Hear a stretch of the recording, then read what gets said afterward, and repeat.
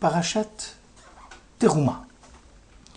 L'Éternel parla à Moïse en ces termes: invite les enfants d'Israël à me préparer une offrande. De la part de quiconque y sera porté par son cœur, vous recevrez mon offrande.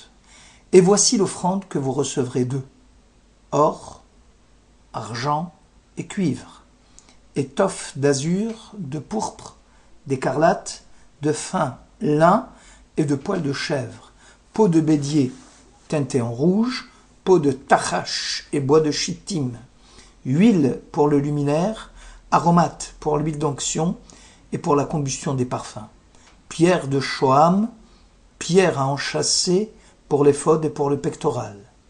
Et ils me construiront un sanctuaire pour que je réside au milieu d'eux, semblable à tout ce que je t'indiquerai, c'est-à-dire au plan du tabernacle et de toutes ses pièces, et vous l'exécuterez ainsi.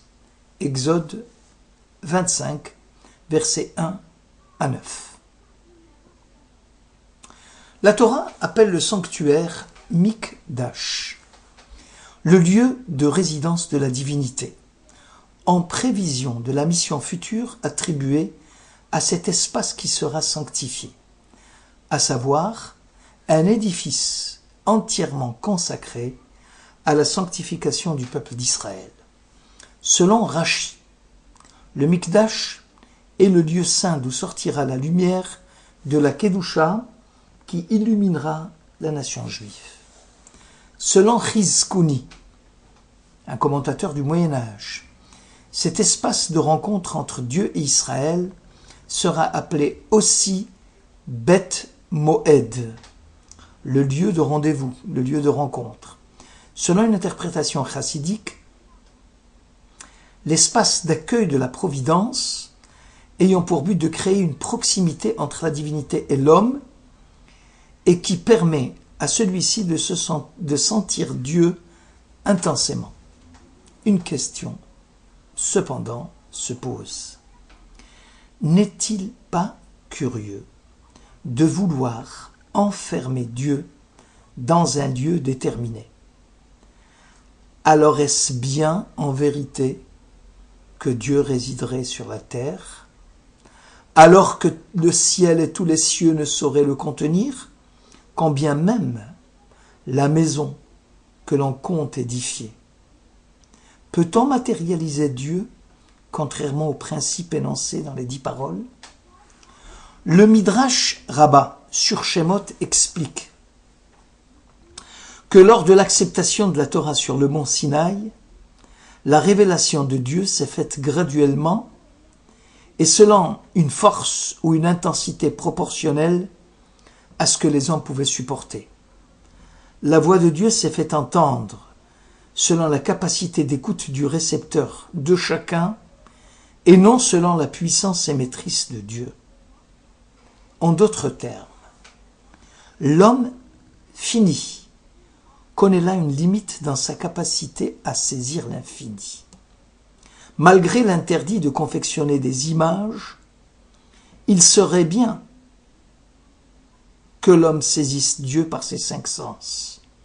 Aussi le monde sous tous ses aspects, à travers chaque être vivant ou inerte, et chaque événement est émanation, expression du divin.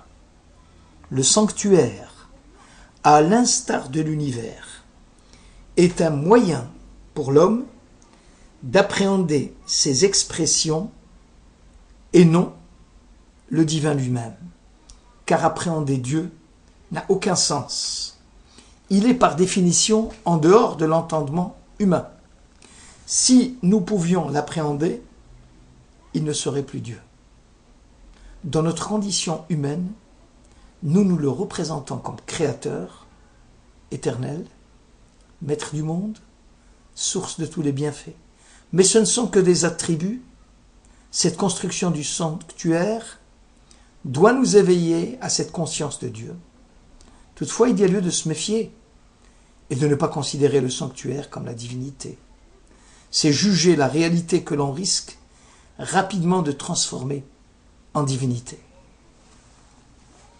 Le Sefer HaChinuch, en expliquant les mitzvot, notamment celles de l'érection du tabernacle précise qu'elle a pour but de préparer les vœux des croyants grâce au sacrifice offert sur l'autel, à l'encens de combustion et à l'idée du divin. De tout le temps, l'homme en quête de Dieu a besoin pour fixer l'absolu d'un Dieu qui serait propice pour que Dieu gratifie les hommes de ses bienfaits. L'homme, en tant que réceptacle de la divinité, a besoin d'actions concrètes comme le sacrifice, ou son symbole et sa portée, dans le processus de repentance du pécheur. Selon nos sages, dans Tanhuma 8, le commandement de la confection du sanctuaire, qui arrive après le don de la Torah et après la confection du veau d'or, avait pour objectif de montrer aux nations du monde que Dieu a pardonné à son peuple la faute grave de l'idolâtrie. Je résiderai parmi vous. N'est-ce pas là une manifestation d'amour à l'égard d'Israël? Sforno rejette l'idée que le temple avait une mission pédagogique et éducative et retient que ce fut au contraire un moment de chute assez grave après le temps fort de l'ascension du Sinaï. Là, au Sinaï, sur la montagne, Israël avait atteint un niveau de spiritualité sans précédent. Se débarrassant complètement de la souillure du serpent antique et des stratèges du Satan, allant jusqu'à atteindre le niveau de Adam avant la faute, alors qu'il vivait encore dans le jardin de l'Éden. Chaque Hébreu était comparable à l'ange de Dieu, c'est-à-dire à des entités spirituelles qui saisissaient Dieu à travers ses attributs d'une façon claire et précise. La faute du veau d'or fera perdre ce niveau exceptionnel de l'esprit divin qui habitait Israël et commencera alors, dit Sforno, le lent chemin de la matérialisation de la chose divine, où l'homme recherchera, à travers des actions concrètes, un espace concret pour saisir l'insaisissable. La confection du temple désormais est une chute par rapport à la spiritualité du Sinaï. L'homme, désormais, a besoin d'intermédiaires pour percevoir l'insistance de la transcendance à travers ses sens.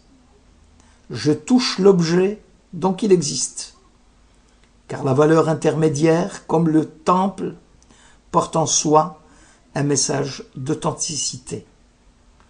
En lieu et place d'un autel en terre, tu confectionneras désormais. Il y a nécessité d'avoir recours aux prêtres qui vont servir d'intermédiaires, car eux, la famille de Cohen, sont restés fidèles sans se compromettre dans l'idolâtrie du veau d'or. Rambam, dans le Guide des égarés, soutient l'idée que la représentation de l'espace destiné à Dieu n'est rien d'autre qu'un moyen utilisé par Dieu en vue de débarrasser Israël des scories de l'idolâtrie figurative, telle qu'il l'a représentée en Égypte. L'objectif serait atteint quand le peuple d'Israël aura abandonné définitivement toute idée de matérialisation du transcendant pour penser la manifestation du divin uniquement en termes spirituels. Pour Rambam, l'exil d'Israël n'aura pris fin qu'à partir du moment où Israël aura atteint le perfectionnement moral des patriarches. L'histoire se fait donc à rebours, et l'édification du sanctuaire doit contribuer au rapprochement des cœurs entre Dieu et son peuple. Abrabanel constate que le temple a pour fonction d'enraciner la divinité dans l'esprit. Pour cela, l'homme, grâce au symbole que représente le temple, se construit un accès au divin, et grâce à ce support, Le sanctuaire a donc, pour Abrabanel, un rôle d'intériorité évocatrice de la divinité. Le Kuzari, Rabbi Yehuda Halevi, compare le temple à la nature. Lors de la création du monde, il y a eu passage du néant à l'univers existant. C'est le lieu de l'apparition par excellence du divin dans un monde sensible. La conscience de l'auteur du monde sous-entend celle de la volonté présente dans l'ensemble de ses composants. Le Créateur ne peut qu'engendrer un monde ordonné qui, porteur d'une intentionnalité, converge vers l'unité. Il en est de même pour le sanctuaire.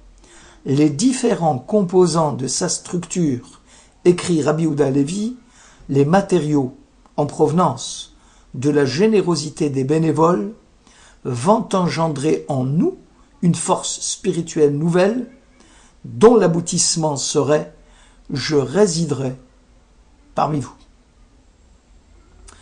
Rabbi Zissel de Kelm souligne que la lumière permet le discernement. Celui-ci permet de discerner chaque élément de la création en tant qu'expression du divin. L'obscurité n'autorise pas de voir les objets. Le temple est à l'instar d'une lumière allumée dans une pièce obscure.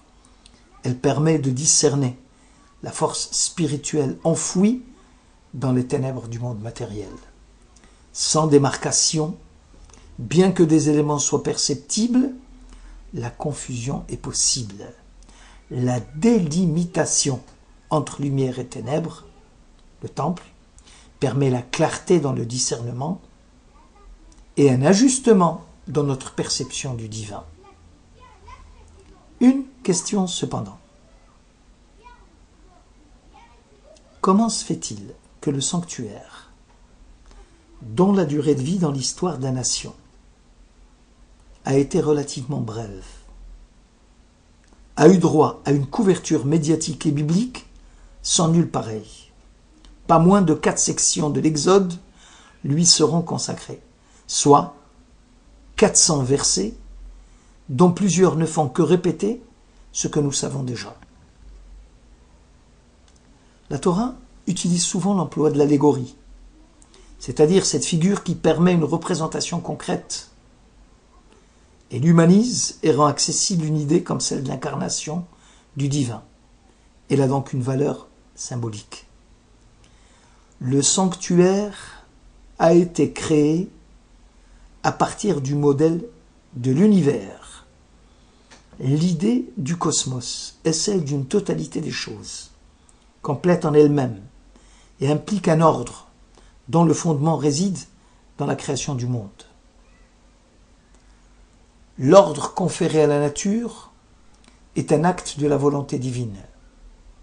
La nature, en tant qu'environnement qui entoure l'homme et qui intègre le phénomène humain, est un monde physique qui obéit à des lois. Nos sages nous enseignent que l'homme possède aussi des caractères propres, des propriétés fondamentales qui définissent son être et qui constituent son essence. Comme la nature, il est une réalité cohérente, organisée, dotée de caractères qui permettent de l'identifier comme telle. On parle alors de la nature humaine. Il y a une analogie entre le monde et l'homme créé par Dieu. Le principe général est une force mystérieuse qui ordonne et anime le monde. C'est Dieu qui se manifeste dans les lois de la nature, qui produit des merveilles de la vie et qui dote l'homme de capacités propres à l'épanouissement de son humanité.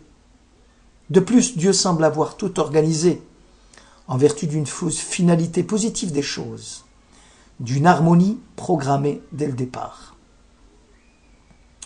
Le monde spirituel, le monde psychique, n'est pas différent du monde réel physique que nous venons de décrire. Le système des lois morales qui le régissent obéissent au même principe d'organisation et se trouve incarné dans tout être né, y compris l'homme. Le sanctuaire est donc le reflet du monde. Et partant de l'homme, pour comprendre l'homme, on doit pénétrer les secrets du temple, comprendre qu'au-delà de l'architecture naturelle de l'édifice, se situent des schémas spirituels que l'homme doit mettre à jour. À l'exemple des phénomènes naturels, il y a aussi des couches superposées dans la personnalité humaine, qui a lieu de soulever, de découvrir ce qui s'y trouve dessous. Prenons le cas du candélabre.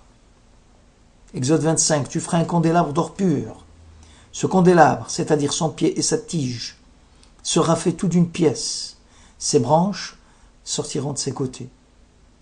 L'homme, comme le chandelier, est capable d'illuminer le monde et de contribuer ainsi au dévoilement de la face du divin.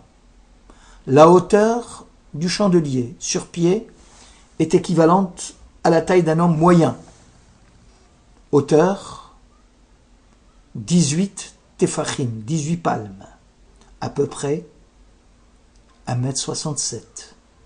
Et bien que l'homme soit pétri d'une matière trouble, il peut devenir aussi précieux que l'or pur, matériau noble dans la confection du candélabre, Zahav Tahor. Le candélabre est fait d'une seule pièce. La cohérence et l'harmonie doivent prévaloir dans tout comportement humain. L'unité des parties du chandelier renvoie à l'idée de l'unité de l'identité personnelle. Le juif a compris que le sanctuaire n'est pas un lieu de culte, mais un espace de mémoire dans lequel il vient se ressourcer pour rassembler les morceaux de son âme, confrontés aux dures réalités de la vie. Ici se trouve la vérité divine, celle qui va éclairer le chandelier de sa vie en lui procurant une lumière bienfaisante. Shabbat Shalom.